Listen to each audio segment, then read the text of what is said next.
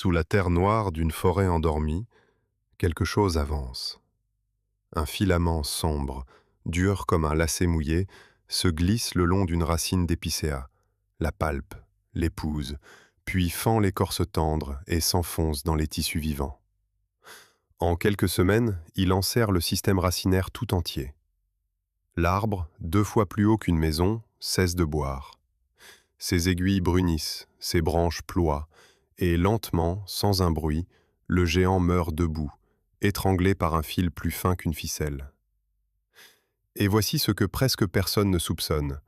Ce tueur silencieux est aussi le plus grand être vivant de la planète, un organisme unique qui s'étend sur près de 1 000 hectares, pèse des milliers de tonnes et vit peut-être depuis 8500 ans. Bonjour, ici Augustin Delacroix, et vous regardez Les Géants du Vivant. Aujourd'hui, notre héros est ce champignon modeste, couleur de miel, que vous connaissez sans doute, l'armillaire ou souchette, le petit champignon des souches.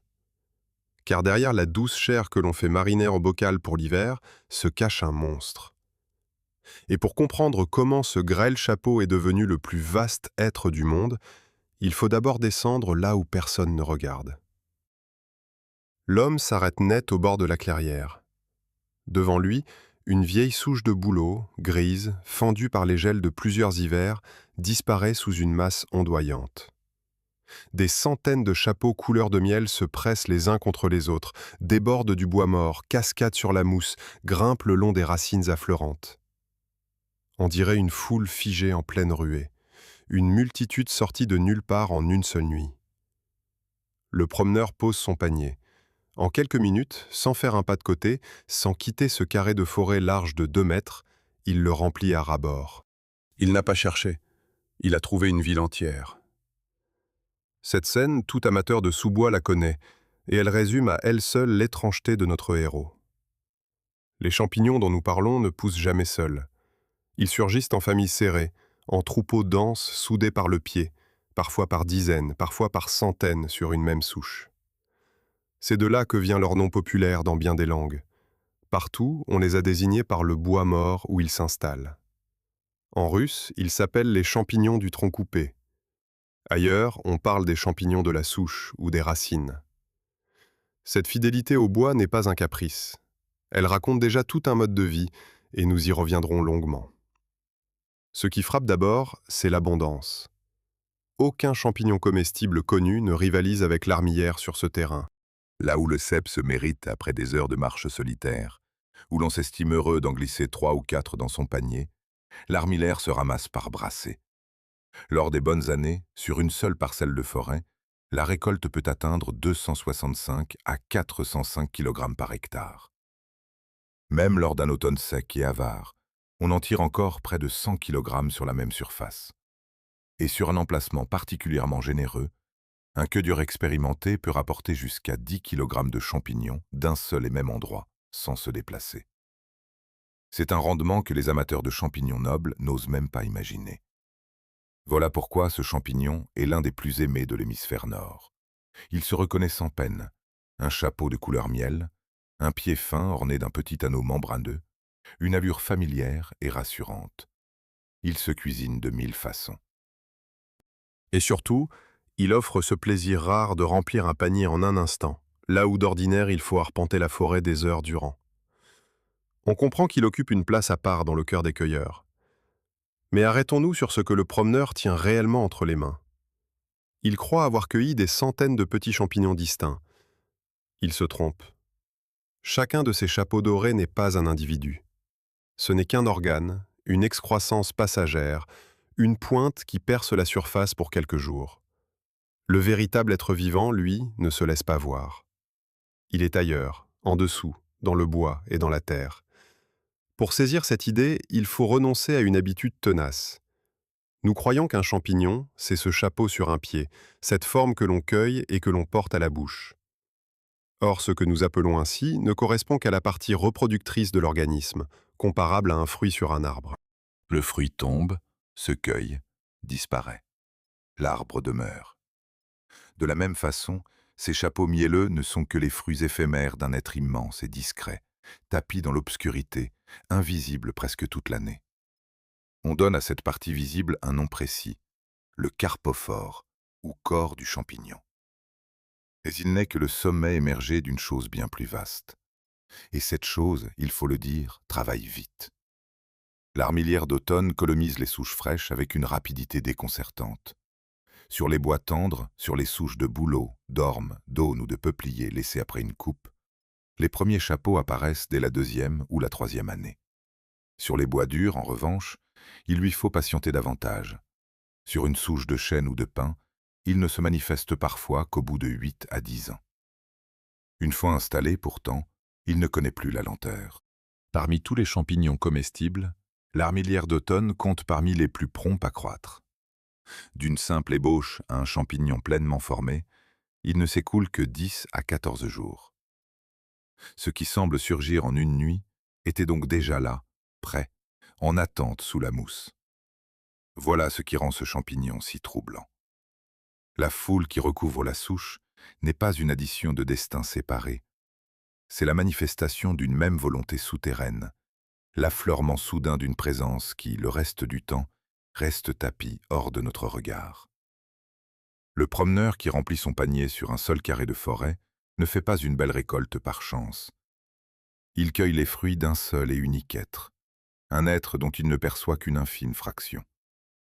Cette pensée, tenons-la fermement, car elle est la clé de tout ce qui suit. Si les chapeaux ne sont que des fruits, alors quelque part sous la terre s'étend le corps véritable qui les produit. Et la question devient vertigineuse. Jusqu'où va-t-il? Quelle est sa taille réelle? Le carré de 2 mètres que couvre notre cueilleur n'est peut-être que le rebord d'une chose immense, tapie sous la clairière tout entière, sous la forêt peut-être. C'est là que se noue la grande énigme de ce film. Le champignon le plus abondant, le plus familier, le plus rassurant des sous-bois pourrait bien cacher, juste sous nos pieds, une démesure qui défie l'imagination. Reste à comprendre ce qui relie tous ces chapeaux entre eux dans le noir. Car ce n'est pas un réseau de racines, comme chez une plante. C'est autre chose. Une trame vivante, mouvante, patiente, qui se glisse d'un arbre à l'autre à travers la terre. Et cette trame, loin de se contenter d'attendre, avance, explore et cherche. Ce qui unit la foule de la souche n'est pas un simple support, c'est un chasseur. Imaginons que l'on puisse ralentir le temps et rendre la terre transparente. Sous la souche de bouleau, dans l'humus gorgé d'eau, une chose infiniment fine se déploie. Ce n'est pas une racine, ce n'est pas un ver, ce n'est rien qui ressemble à ce que nous connaissons. C'est un filament plus mince qu'un cheveu, translucide, qui s'allonge par son extrémité, se divise, bifurque, puis recommence. Chaque pointe pousse dans l'obscurité, palpe un grain de bois mort, s'y accroche, le dissout lentement. Multipliez ce filament par des millions. Voyez-le tisser une nappe blanchâtre qui gaine le tronc couché, s'insinue entre les fibres, remonte vers la surface. Cette dentelle vivante ne dort jamais. Pendant que la forêt semble immobile, elle avance, dévore et s'étend, silencieuse dans le noir absolu. Voilà le corps véritable de notre héros. Ce que le promeneur cueille sur la souche n'en était que le fruit. Ce réseau de fils, lui, est l'organisme lui-même. On lui donne un nom, le mycélium. Et chacun des fils qui le composent porte aussi son nom, l'if. Un mycélium, c'est une trame d'if, une toile souterraine dont l'étendue dépasse tout ce que l'on imaginerait en regardant les modestes chapeaux de surface. Chez l'armilière, cette toile ne se mesure pas en centimètres.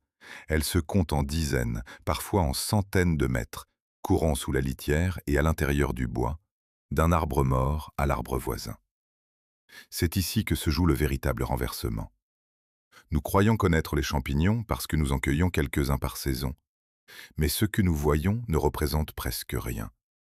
La quasi-totalité de la vie de l'armilière se déroule là où nul œil ne se pose, sous terre et dans le bois. Le chapeau ne paraît que quelques jours par an, le temps de disperser sa semence, puis pourrit et disparaît. Le mycélium, lui, demeure. Il traverse l'automne, l'hiver, le printemps et l'automne suivant. Il persiste des années, parfois des siècles, tandis que les fruits qu'il produit ne durent guère plus qu'un souffle. Le champignon que nous croyons éphémère est en réalité l'un des êtres les plus tenaces de la forêt. Reste à comprendre de quoi vit cette trame. Et c'est là que l'armilière révèle une double nature, presque contradictoire. Une partie de ces champignons se comporte en paisibles recycleurs. On les appelle des saprotrophes, ce qui signifie qu'ils se nourrissent de matière morte. Ils s'attaquent aux souches abattues, aux troncs couchés, aux bois déjà sans vie, qu'ils décomposent patiemment pour en tirer leur subsistance. À ce titre, ils sont d'infatigables fossoyeurs de la forêt, ceux qui réduisent les cadavres de bois en humus fertile. Sans eux, et sans leurs semblables, les sous-bois s'enseveliraient sous des montagnes de branches et de troncs jamais digérés. Mais l'armillaire ne se contente pas de ce rôle honorable. Certaines espèces franchissent une frontière que la plupart des champignons ne franchissent jamais. Elles n'attendent pas que l'arbre meure, elles s'attaquent aux vivants. On les nomme alors des parasites. Elles assaillent les arbres affaiblis, les convalescents, les blessés, mais aussi, quand elles le peuvent, des végétaux parfaitement sains.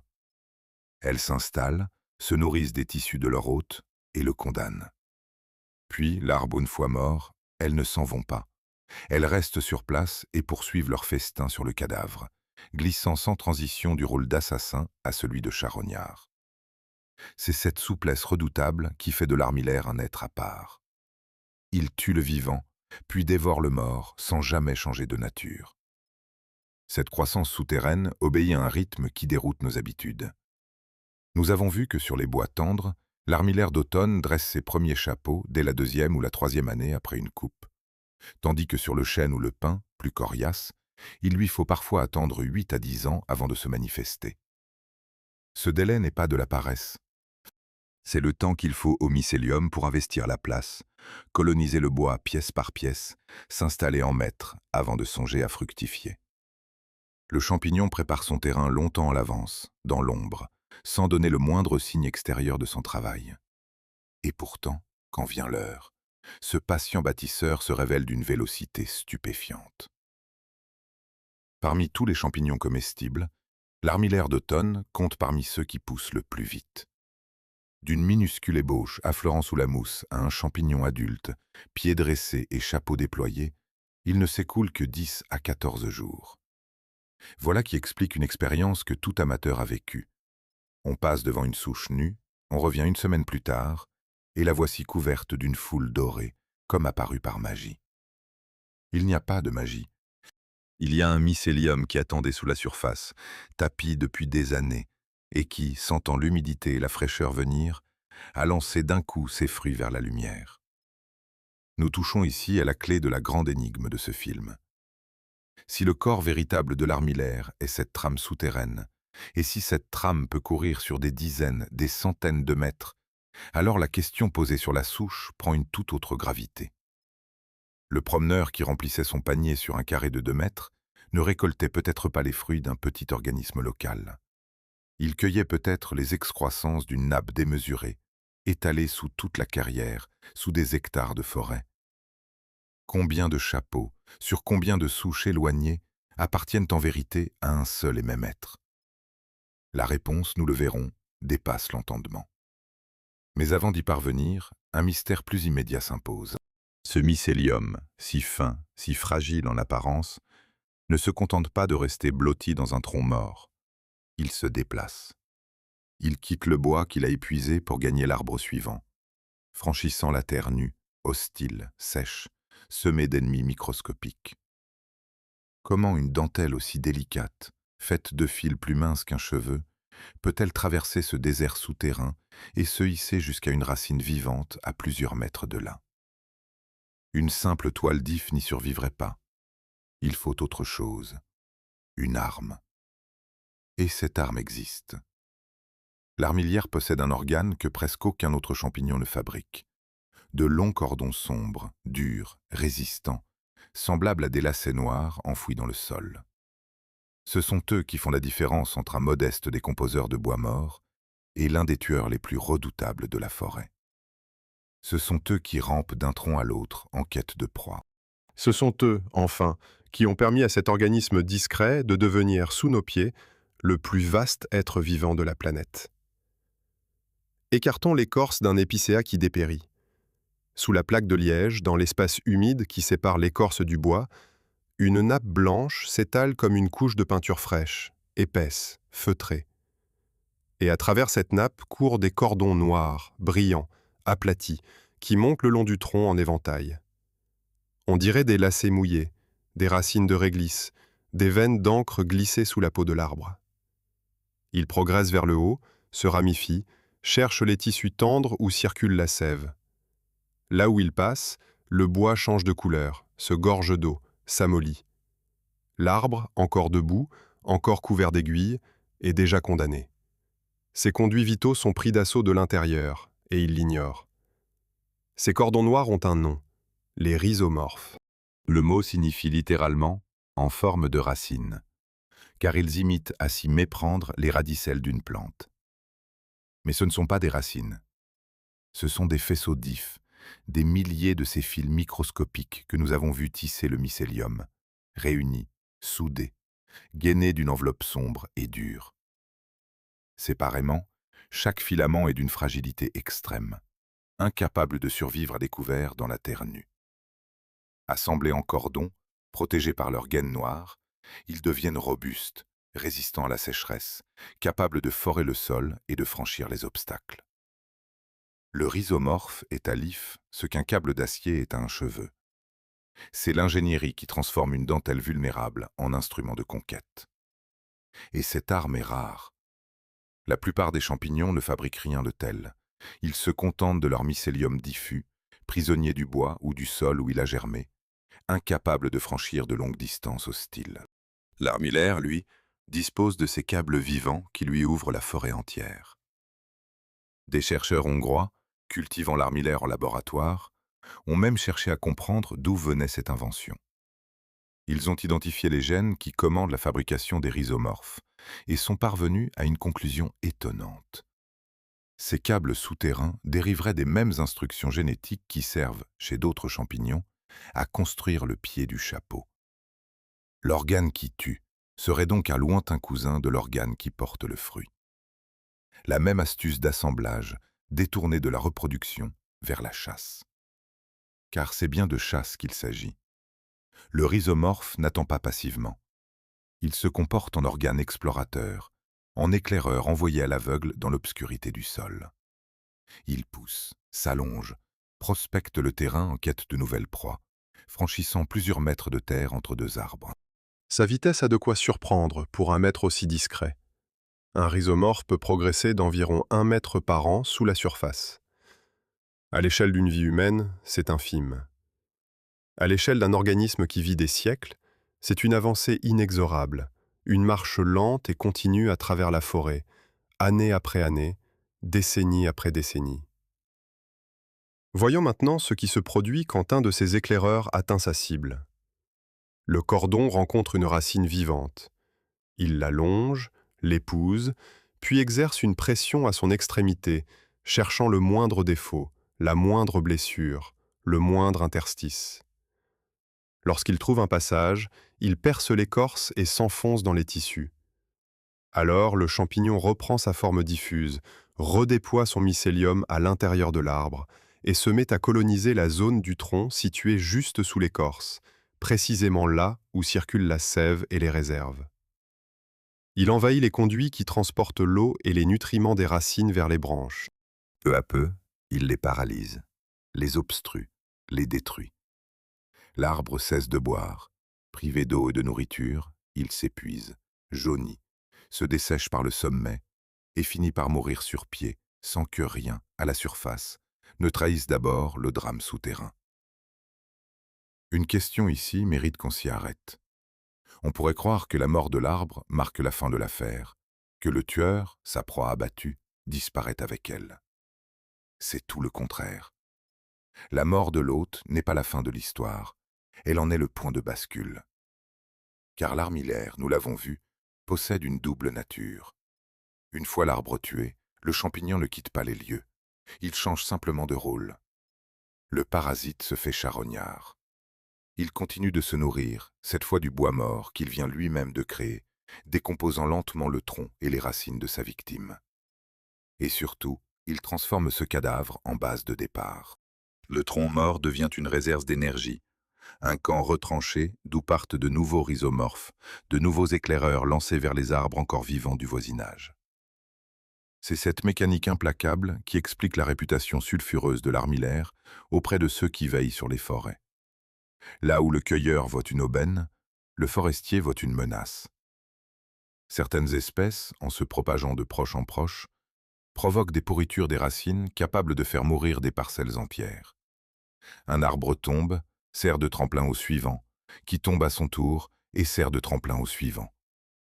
De campement en campement, le champignon avance en cercle à travers le peuplement, laissant derrière lui un anneau d'arbres morts et, au centre, une clairière de désolation.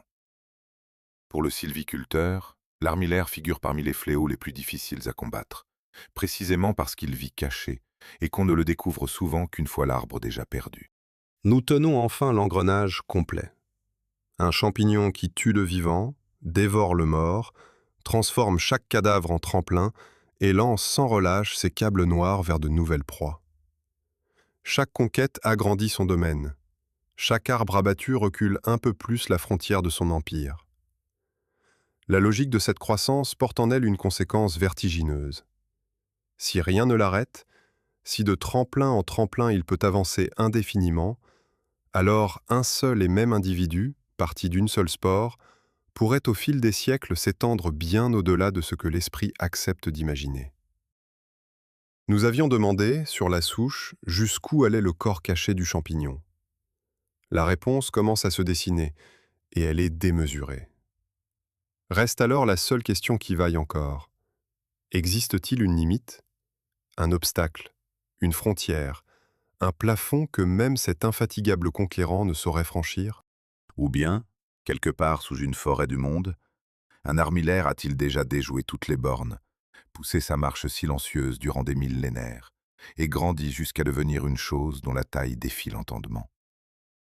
La Terre garde ce secret depuis longtemps, et lorsqu'on l'a enfin mis au jour, personne n'était prêt à y croire. Décembre. La forêt est muette sous la neige. Les cèpes ont disparu depuis longtemps, les girolles ne sont qu'un souvenir de l'été, et le cueilleur ordinaire a rangé son panier jusqu'au printemps. Pourtant, au pied d'un vieux saule, quelque chose accroche le regard.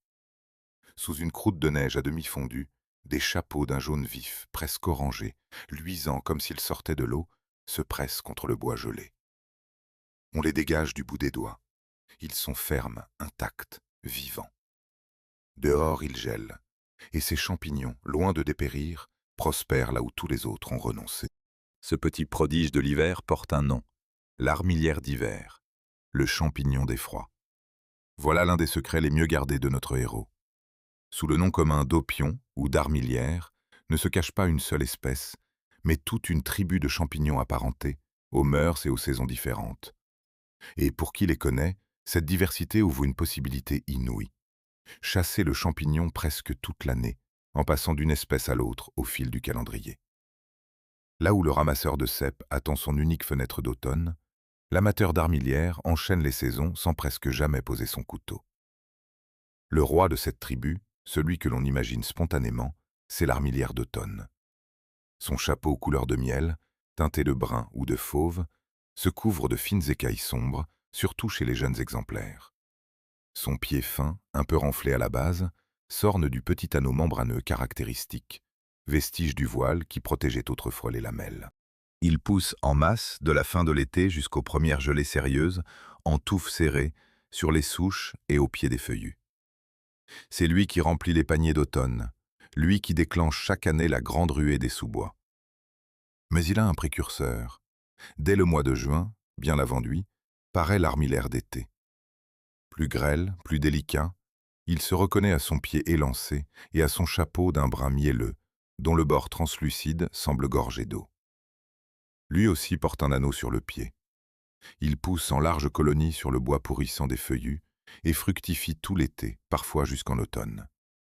C'est un champignon apprécié, savoureux, mais dont il faut, nous le verrons, se méfier plus que d'aucun autre, car un sosie redoutable a choisi de lui ressembler.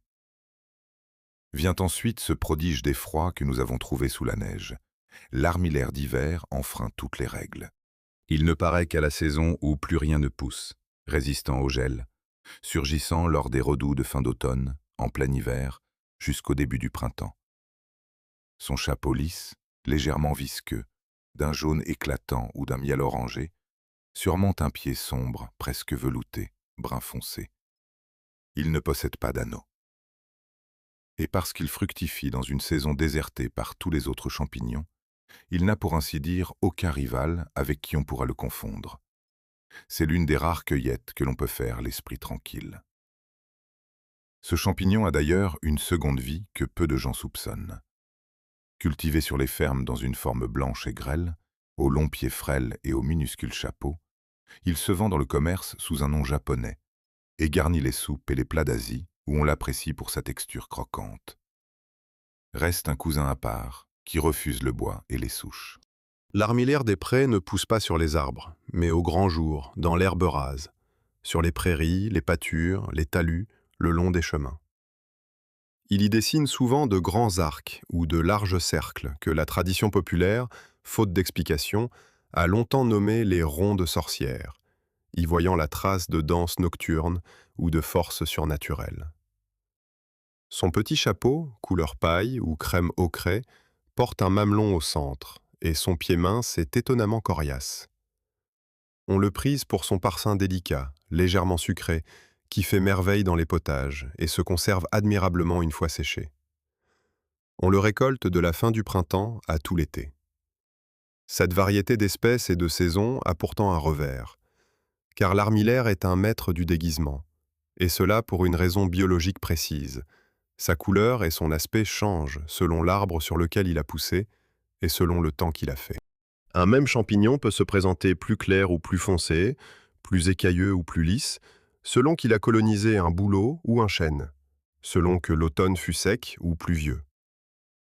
Même à l'intérieur du seul armillaire d'automne, les connaisseurs distinguent plusieurs formes, que l'on qualifie de robustes, de nordiques ou de mielleuses, selon leur allure. Toutes sont comestibles et savoureuses. Mais cette instabilité perpétuelle fait de la tribu des armillaires l'un des groupes les plus déroutants pour qui débute. Encore faut-il savoir quand et où les surprendre. L'armillaire est d'une sensibilité extrême aux caprices du ciel. Il pousse par vagues, et chaque vague répond à la pluie. Après une averse tiède, il faut compter environ 5 à 7 jours pour qu'une nouvelle poussée soulève ses chapeaux hors de la litière. Les conditions idéales tiennent en peu de choses. Des journées où la température se maintient entre 10 et 18 degrés, et des nuits qui deviennent fraîches et humides. Le début de l'automne réunit précisément cet équilibre. Beaucoup d'humidité, mais pas encore de froid mordant, et c'est alors que le mycélium souterrain, sentant son heure venue, projette d'un coup ses fruits vers la surface.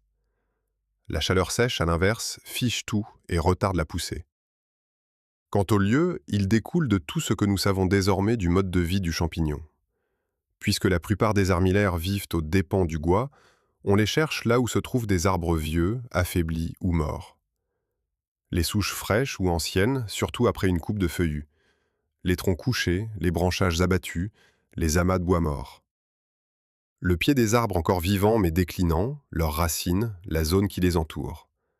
Parfois même la terre nue, dans la mousse et l'herbe, quand des racines pourrissantes se cachent en dessous. Ayant trouvé une souche habitée, il faut inspecter les voisines, car le mycélium tient d'ordinaire tout un groupe d'arbres à la fois. Il y a là comme un écho de la grande énigme de ce film. Chaque emplacement fécond n'est peut-être qu'un fragment visible d'une présence bien plus vaste, tapie sous la parcelle. Ainsi, entre l'armillaire des prés du printemps, l'armillaire d'été, le roi d'automne et le prodige d'hiver, la tribu offre aux cueilleurs avertis une chasse sans fin. Mais cette abondance a un prix, et ce prix peut être terrible. Car dans cette foule de sosies, parmi ces champignons qui changent de couleur au gré du bois et du ciel, se glissent d'autres formes, presque identiques, qui n'ont rien de comestible. Certaines rendent malades.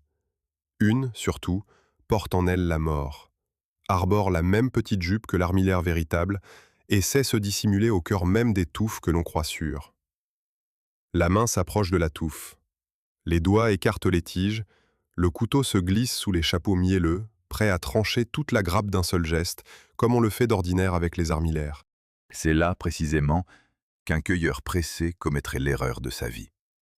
Car au milieu de la foule dorée, un peu à l'écart, ne tenant à personne, se dresse un chapeau presque semblable aux autres. Un peu plus petit, un peu plus mince, la même teinte de miel, la même petite jupe autour du pied. Rien, au premier regard, ne le distingue de ses voisins comestibles. Et pourtant ce champignon-là contient de quoi tuer un homme. Il faut ici ralentir et regarder de très près, car nous abordons le point le plus grave de toute cette histoire. Sous le nom rassurant d'armillaires se cachent aussi des imposteurs. On les appelle les faux armillaires. Plusieurs espèces de champignons qui poussent à la même saison, sur les mêmes souches, et qui imitent les vrais à s'y méprendre. Parmi eux, certains sont seulement médiocres, d'autres franchement toxiques, et l'un d'eux est mortel. Une ruse cruelle de la nature veut que ce soit souvent les faux qui se présentent les premiers aux cueilleurs, comme s'ils montaient la garde à l'entrée de la place. Les vieux ramasseurs en ont même tiré un dicton. Quand on trouve les faux, c'est que les vrais ne sont pas loin. Commençons par les plus reconnaissables, ceux qui, au moins, ont la décence de se trahir. Le premier est un faux armillaire d'un jaune soufre agressif, verdâtre, une couleur qui sonne faux dès qu'on la voit.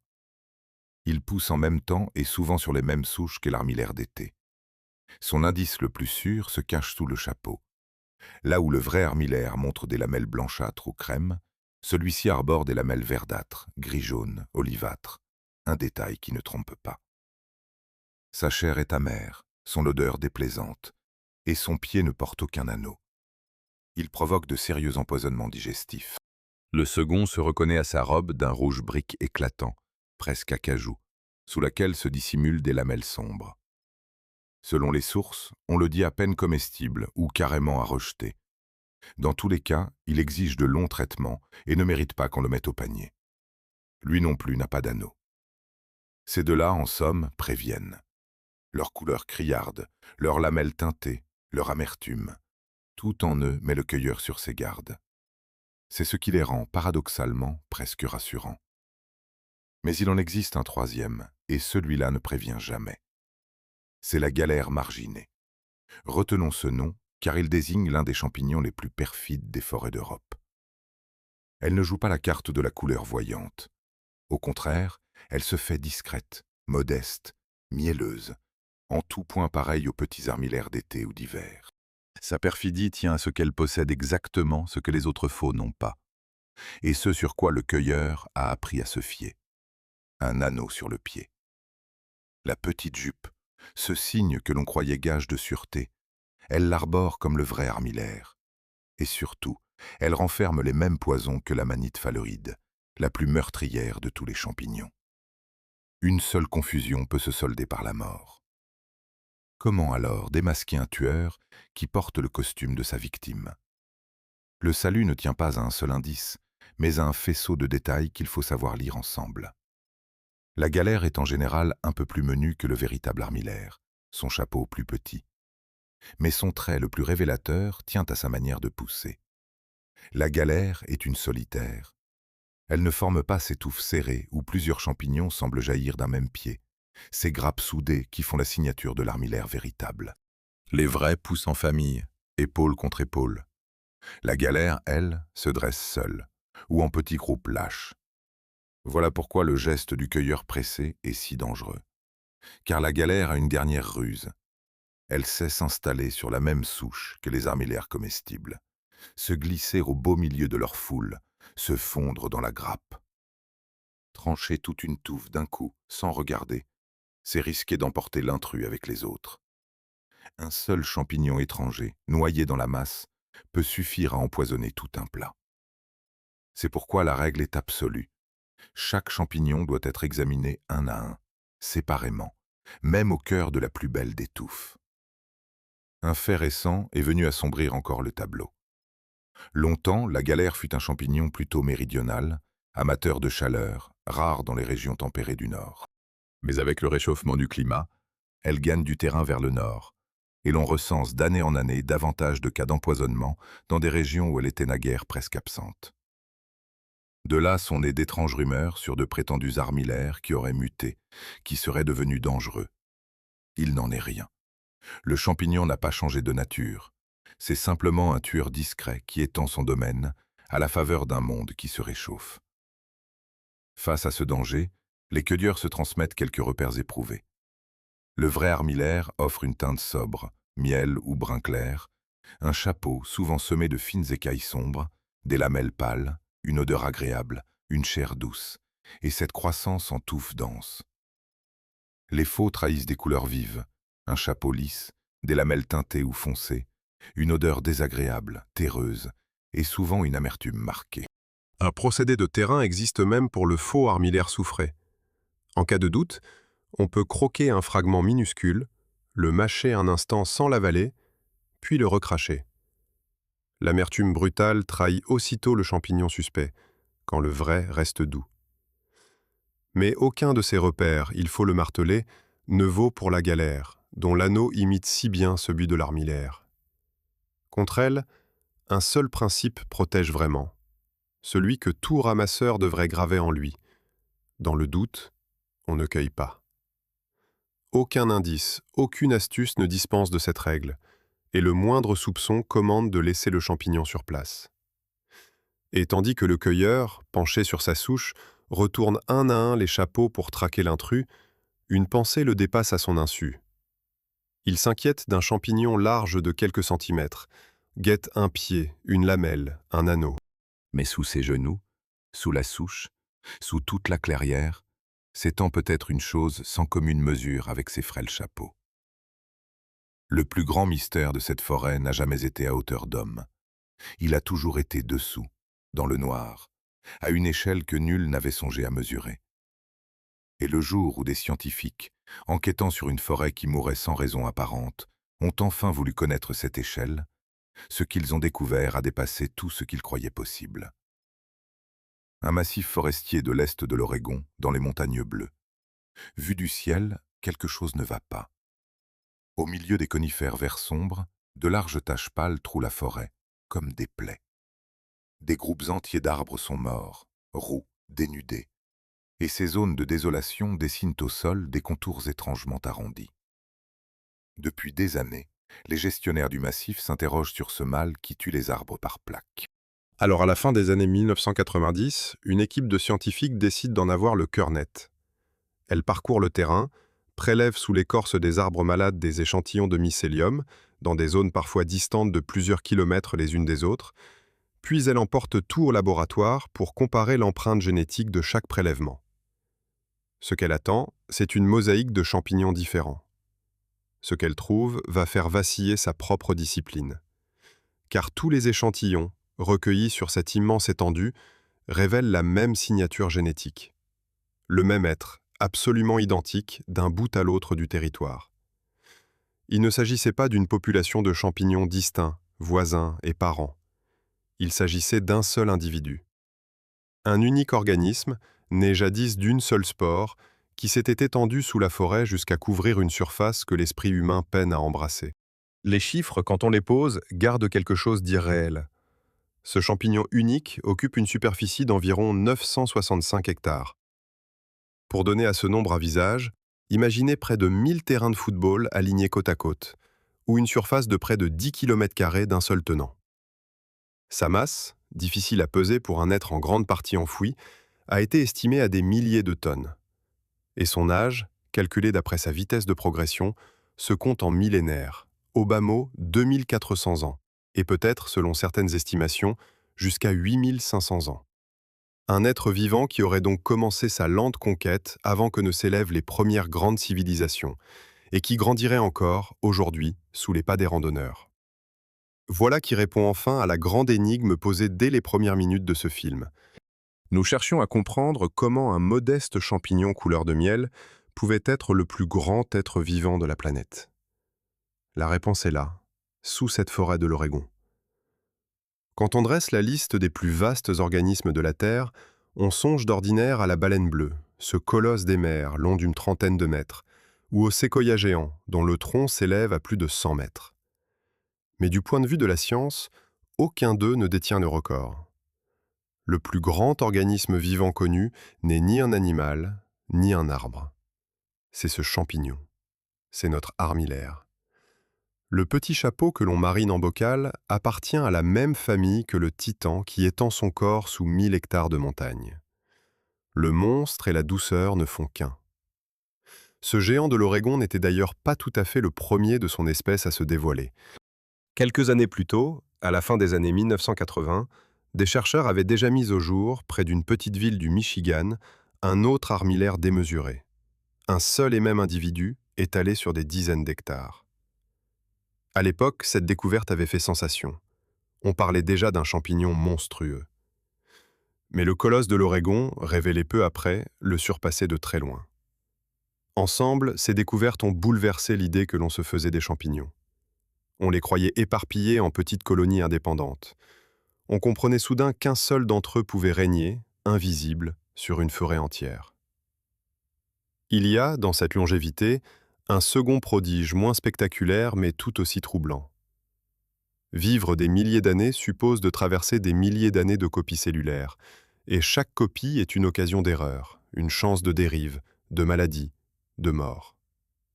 Or, l'armillaire géant y échappe avec une constance remarquable. Les études menées sur ces individus millénaires ont montré qu'ils accumulent les mutations à un rythme extraordinairement lent, bien plus lent que la plupart des champignons filamenteux. C'est en partie ce qui leur permet de rester eux-mêmes, cohérents, stables, à travers des dizaines de siècles. Le monstre ne se contente pas d'être immense. Il est aussi d'une fidélité génétique presque parfaite à ce qu'il était à sa naissance, il y a des milliers d'années.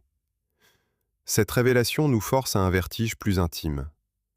Reprenons notre promeneur du début, penché sur sa souche, remplissant son panier sur un carré de 2 mètres. Nous l'avions vu croire, à tort, qu'il cueillait des centaines de champignons distincts. Nous savons désormais que chaque chapeau n'est qu'un fruit, et que tous peuvent appartenir à un même organisme souterrain. Poussons la pensée jusqu'au bout. Rien n'interdit que les armillaires, jaillis de souches éloignées, sur toute une clairière, sur tout un versant, soient les fruits d'un même être caché. Quand nous partons en forêt ramasser des armillaires, il se pourrait fort bien que nous récoltions, de souche en souche, les excroissances d'un unique géant tapi sous nos pas, sans le savoir, sans même pouvoir l'imaginer. Et ce géant, aussi énorme soit-il, garde encore des secrets. Un être si vaste, si ancien, pose une question qu'on n'avait pas songé à lui poser. Comment un champignon qui vit caché, qui avance sous terre à la vitesse d'1 mètre par an, qui ne montre à l'air libre que de frêles chapeaux quelques jours par an, parvient-il à essaimer, à conquérir de nouveaux territoires, à peupler d'autres forêts loin de son corps d'origine? Un colosse pareil ne peut pas se contenter de ramper. Il lui faut un autre moyen, une autre voie pour se répandre à travers le monde. Cette voie existe. Et l'un de ces instruments les plus étranges, les hommes l'ont aperçu bien avant de comprendre ce qu'il était, les nuits où la forêt, inexplicablement, se mettait à briller dans le noir. Une nuit sans lune, au fond des bois. Un voyageur d'autrefois, égaré loin des chemins, avance à tâtons entre les troncs. Soudain il s'arrête, le souffle court. Devant lui, une vieille souche pourrie luit d'une lueur verdâtre, froide, spectrale. Le bois mort semble éclairé de l'intérieur, comme habité par une flamme sans chaleur. Aucun feu, aucune braise, et pourtant cette clarté blême danse sur l'écorce, révèle les contours des racines, jette sur la mousse une pâleur d'outre-tombe. L'homme se signe et rebrousse chemin, persuadé d'avoir croisé une âme errante, un esprit des forêts, une porte entr'ouverte sur l'autre monde. Il ne sait pas qu'il vient de voir, de ses propres yeux, le corps de notre héros trahi par sa propre lumière. Ce phénomène a un nom, et il a hanté l'imagination des hommes durant des siècles. On l'appelait le feu follet des bois, le feu du renard, la flamme des fées. Partout où l'on a vu luire le bois mort dans la nuit, on a inventé des légendes pour l'expliquer.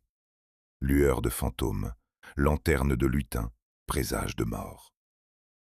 Les plus anciens savants s'y sont intéressés. On en trouve la mention chez les naturalistes de l'Antiquité, qui parlaient déjà d'un feu froid émanant du bois pourrissant. Et longtemps, faute de mieux, l'humanité a rangé ce prodige au rayon du surnaturel. Il n'avait pourtant rien de magique. Cette lumière verte, c'était le champignon. Car certaines espèces d'armillaires et de leurs proches possèdent une faculté qui semble sortie d'un conte. Elles produisent leur propre lumière. Le mycélium, Cette trame de fil que nous avons suivie sous l'écorce et dans la terre peut luire faiblement dans l'obscurité d'une clarté verdâtre. Ce sont ces fils, tapis dans le bois en décomposition, qui allument la vieille souche du voyageur. Il faut de vraies ténèbres et des yeux longuement habitués au noir pour l'apercevoir, tant elle est ténue. Mais elle est bien réelle, et elle appartient à l'une des grandes familles de champignons lumineux, dont on connaît aujourd'hui environ 80 espèces à travers le monde. Reste à comprendre comment un être vivant peut fabriquer de la lumière. Le mécanisme, quand on le dévoile, tient du prodige d'horlogerie chimique. Tout repose sur la rencontre de deux ingrédients et d'un souffle. Le premier ingrédient est une molécule que l'organisme fabrique et qui joue le rôle de combustible. On l'appelle la luciférine, du nom latin de la lumière. Le second est une enzyme, une sorte d'ouvrier moléculaire qui déclenche et pilote la réaction. Quand cette enzyme met la luciférine en présence de l'oxygène de l'air, la molécule s'oxyde, se transforme et libère l'excédent de son énergie non sous forme de chaleur, mais sous forme de lumière. C'est une combustion sans feu, une flamme sans brûlure. Le rendement en est stupéfiant. Presque toute l'énergie devient lumière, quand nos ampoules d'autrefois gaspillaient l'essentiel en chaleur perdue. La forêt, ici, se révèle meilleur ingénieur que l'homme. Un détail dans tout cela a longtemps intrigué les chercheurs. Chez notre armillaire, ce n'est pas le champignon tout entier qui brille. Le chapeau, le fruit que l'on cueille, reste obstinément sombre. Seul le mycélium, la trame souterraine, s'illumine. Pourquoi cette lumière à moitié éteinte? En analysant séparément les deux parties de l'organisme, les scientifiques ont fini par percer l'énigme. La chaîne de fabrication du combustible lumineux ne s'assemble complètement que dans les fils du mycélium, et seulement là où l'oxygène circule librement. Dans le chapeau, une étape clé de cette fabrication est bloquée. La molécule qui sert de précurseur au combustible n'y est jamais transformée en luciférine véritable. L'enzyme, l'ouvrier, s'y trouve pourtant bien présent, mais faute de combustible achevé, il n'a rien à embraser. Ainsi, le fruit reste dans l'ombre, tandis que le corps caché rayonne. Le champignon éclaire ses racines et laisse ses chapeaux dans le noir. Une question demeure, et c'est peut-être la plus belle. À quoi peut donc servir de briller quand on passe sa vie enfoui dans le bois et la terre? Dépenser de l'énergie à produire de la lumière n'a de sens, pour un être vivant, que si cette lumière lui rapporte quelque chose. Les chercheurs ne tranchent pas encore avec certitude, mais plusieurs pistes se dessinent. La plus séduisante veut que la lueur serve d'appât. Dans la muie de la forêt, une clarté verte attire les insectes, naturellement portés vers toute source lumineuse. Ces insectes se posent, se promènent sur le champignon, s'y couvrent de spores, puis repartent en emportant à leur insu cette semence invisible qu'ils disséminent au loin. La lumière serait alors une ruse, une enseigne allumée pour recruter des messagers zélés. D'autres hypothèses avancent que la lueur pourrait n'être qu'un sous-produit inévitable de la décomposition du bois, ou encore un moyen de protéger les tissus du champignon contre certaines agressions chimiques. Peut-être plusieurs de ces explications sont-elles vraies à la fois. Voilà donc démasqué le fantôme des forêts. Ce qui glaçait le sang des voyageurs égarés, ce qui nourrissait les contes de fées et de revenants, n'était que le corps lumineux d'un champignon en train de digérer un tronc mort, et peut-être d'appeler à lui les insectes qui porteront ses graines. La légende, une fois éclairée par la science, ne perd rien de sa poésie. Elle en gagne au contraire une plus vraie, celle d'un être qui transforme le bois en lumière, au cœur de la nuit. Mais cette dernière piste, celle de l'appât lumineux, ouvre une brèche vertigineuse. Car si l'armillaire allume ses fils pour attirer des porteurs, c'est qu'il joue là une carte capitale, celle de sa descendance. Nous avons vu le géant conquérir la forêt en rampant, arbre après arbre, à la lenteur d'1 mètre par an. Mais ramper ne suffit pas à peupler le monde. Un colosse enfoui a besoin de lancer au loin des émissaires par millions, de franchir des distances que ces câbles noirs n'atteindront jamais. Cette autre voie, cette stratégie de dispersion à grande échelle, se joue chaque automne au-dessus de nos têtes, dans un silence total, sous la forme d'une pluie invisible que nous respirons sans même la voir. Un rayon de soleil oblique traverse la futaie et frappe une touffe d'armillaire arrivée à maturité. Sous les chapeaux déployés, dans l'ombre des lamelles, quelque chose se détache et tombe. Non pas des gouttes, non pas de la poussière, mais une fumée impalpable, si fine qu'elle ne se voit que dans ce trait de lumière. Une brume pâle se dévide lentement sous chaque chapeau, glisse entre les tiges, hésite, puis s'enroule dans le moindre courant d'air et s'élève. En quelques secondes, l'invisible nuage a quitté la souche et part à la dérive au-dessus de la forêt. Ce que le promeneur respire alors, sans le savoir, ce sont les enfants du champignon, lâchés par milliards dans le vent. Voilà l'autre visage de la conquête. Nous avons suivi l'armillaire ramper sous terre, lancer ses câbles noirs d'arbre en arbre, avancer d'1 mètre par an dans une marche implacable, mais lente. Cette stratégie-là gagne du terrain, mais elle ne franchit pas les rivières, ne saute pas d'une vallée à l'autre, n'atteint jamais la forêt d'en face. Pour cela, il faut des voyageurs plus légers, plus nombreux, capables de s'affranchir de la pesanteur et des distances. Ce sont les spores.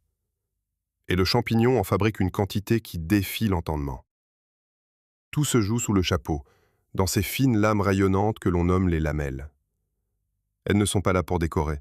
Elles forment une immense surface repliée, une usine à semences dont chaque repli produit sans relâche des spores microscopiques.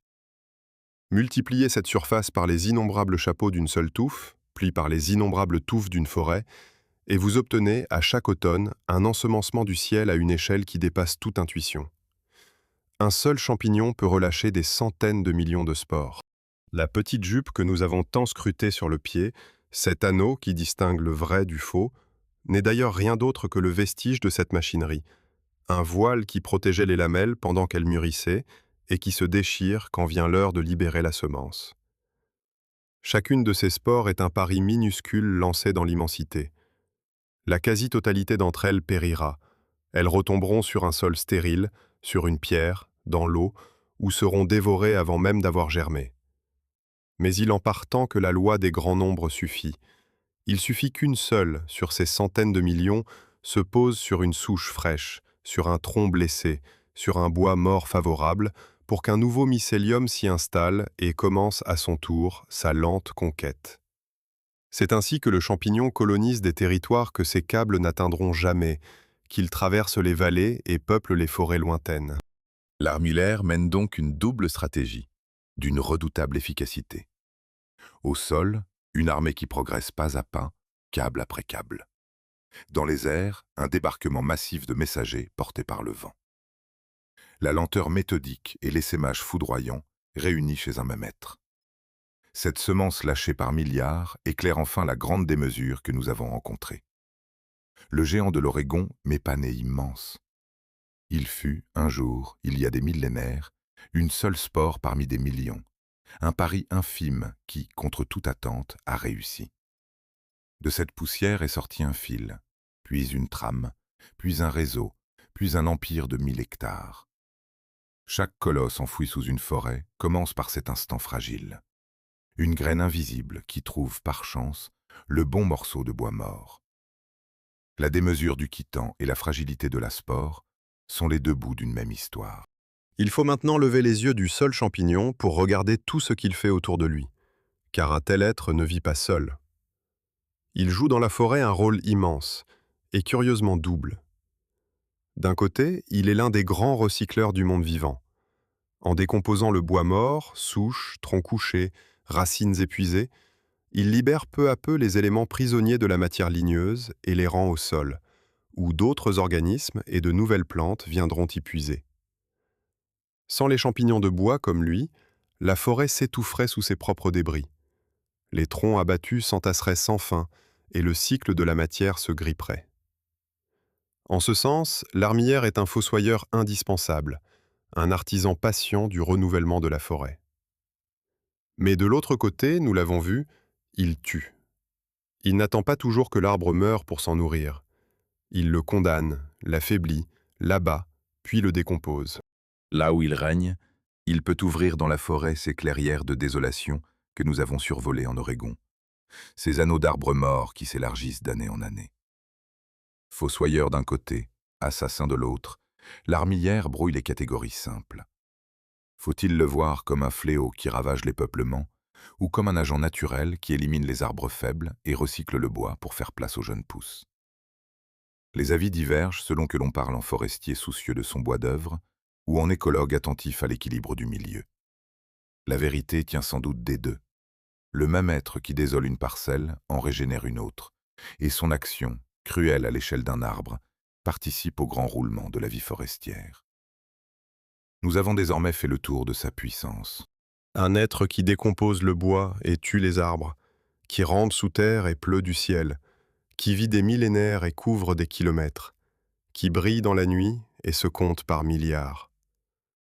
On le croirait invincible, souverain absolu de la forêt, à l'abri de tout.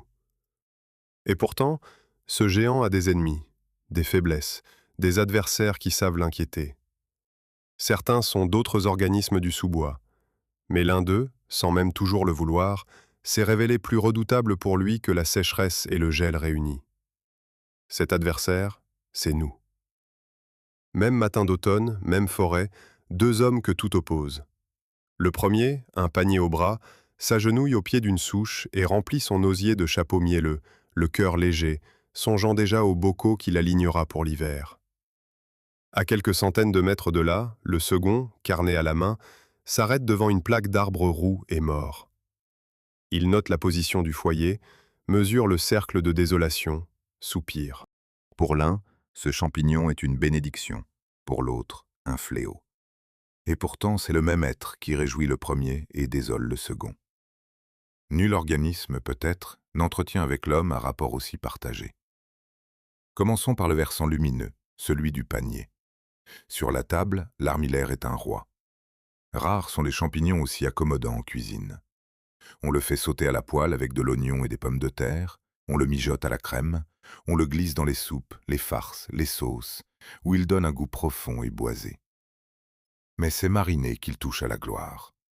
Les petits chapeaux fermes des jeunes armillaires, confits dans le vinaigre et les aromates, comptent parmi les plus fines conserves de l'automne, de celles que l'on ressort fièrement à la table d'hiver. On le sale, on le fait sécher, on le congèle une fois cuit. Sa régularité fait merveille au bocal. Ces petits champignons ronds et semblables se rangent en rangs serrés, s'imprègnent uniformément de saumure ou de marinade et flattent l'œil autant que le palais. Voilà pourquoi tant de familles, d'un bout à l'autre de l'hémisphère nord, en font chaque année leur provision. À ce plaisir s'ajoute une vertu que notre époque apprécie. L'armillaire est un aliment léger. Sa chair ne renferme guère plus de 22 calories pour 100 grammes, ce qui en fait un mets de choix pour qui surveille son poids sans vouloir renoncer à un goût franc et nourrissant. Il apporte aussi son lot de richesses discrètes. On y trouve des vitamines du groupe B, utiles au système nerveux et aux échanges du corps, de la vitamine C, qui soutient les défenses, de la vitamine E, un antioxydant naturel. Il fournit du potassium, précieux pour le cœur et les vaisseaux, du fer, qui participe à la fabrication du sang et aide à prévenir l'anémie, du phosphore, nécessaire aux os et aux dents. Comme tous les champignons, il est riche en protéines végétales et en fibres, rassasie sans alourdir, et sa fibre entretient doucement le travail de l'intestin. Mais ce versant favorable à ces conditions, et elles sont strictes. Un champignon, même excellent, ne rend service qu'à celui qui le traite avec rigueur. L'armillaire ne se mange jamais cru. Il renferme, à l'état frais, des substances qui irritent la digestion, et il faut impérativement le faire bouillir avant toute préparation, qu'on le veuille frit, salé ou mariné. Mal lavé, mal cuit, il provoque nausées, vomissements, vertiges. Même bien identifié, un armillaire trop vieux ou mal préparé peut troubler l'estomac. Il faut donc préférer les jeunes exemplaires fermes, au chapeau encore bombé, et écarter les vieux, non seulement fades, mais dangereux pour une autre raison. Comme une éponge, le champignon absorbe ce qui l'entoure, et les sujets âgés accumulent dans leur chair les métaux lourds et autres substances nocives présentes dans le sol. De là quelques règles d'or que tout ramasseur connaît. Cueillir tôt le matin, ne jamais récolter le long des routes, près des usines ou des décharges, où les chapeaux se gorgent des poisons de l'air et de la terre, et se souvenir toujours de ce principe qui prime tous les autres. Dans le doute, on s'abstient. Reste que ce champignon n'a pas toujours été qu'un mets. Sa lueur nocturne, son goût de surgir en foule après la pluie, sa manière de hanter les souches et les bois morts en ont fait, de tout temps, un personnage des contes et des croyances.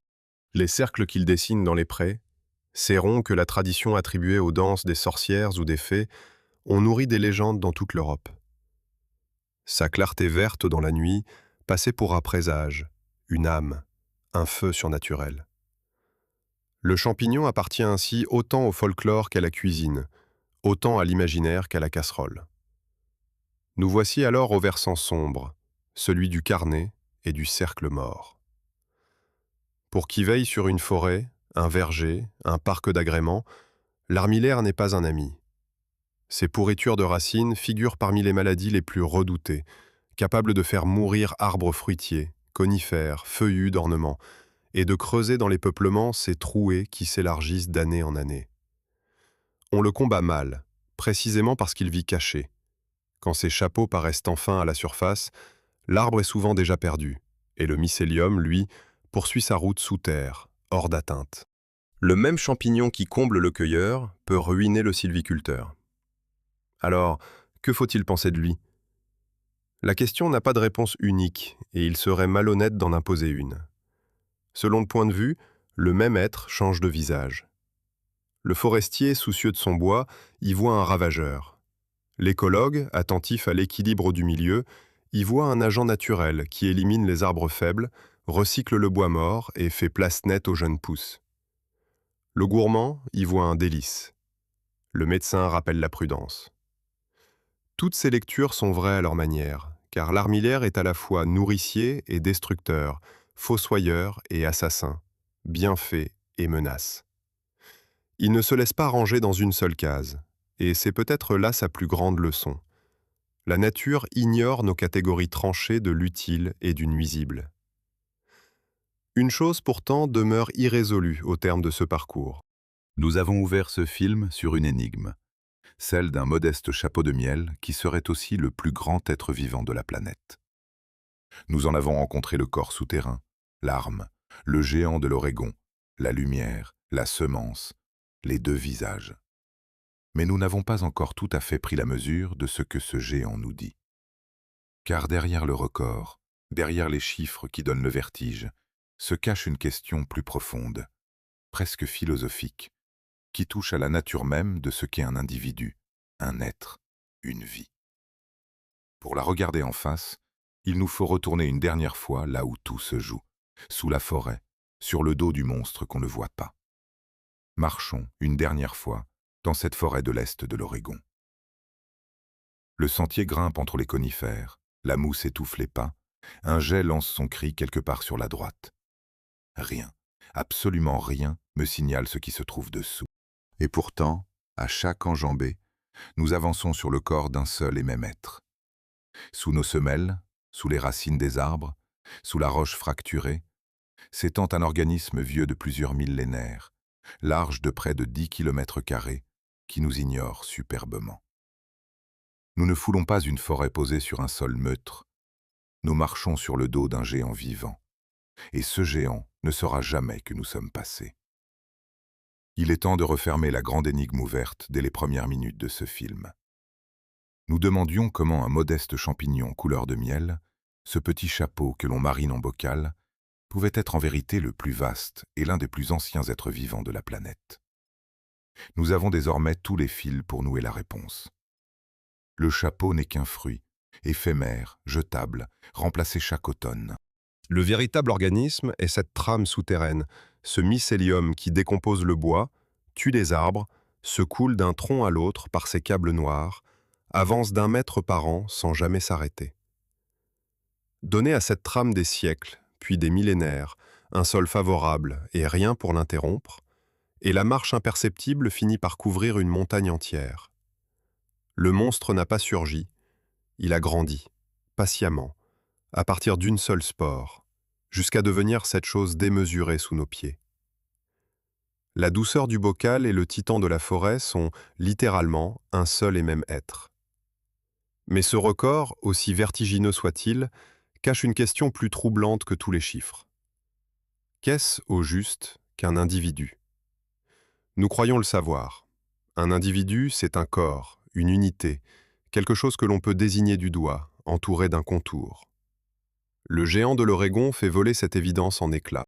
Il est un seul être, au sens génétique le plus strict, tous ses prélèvements portant la même signature, d'un bout à l'autre de ses 1000 hectares. Et pourtant, il n'a pas de forme, pas de bord net, pas de centre, pas de silhouette que l'on pourrait dessiner. Il est partout et nulle part, morcelé en réseaux souterrains, affleurant çà et là en touffes dorées que nous prenions pour des champignons séparés. Sa découverte, à la fin du XXe siècle, n'a pas seulement battu un record de taille. Elle a rouvert un débat que l'on croyait clos. Qu'appelle-t-on vraiment un organisme, un individu, une vie? Là où nous voyions des centaines de petits champignons, il n'y avait qu'un seul être.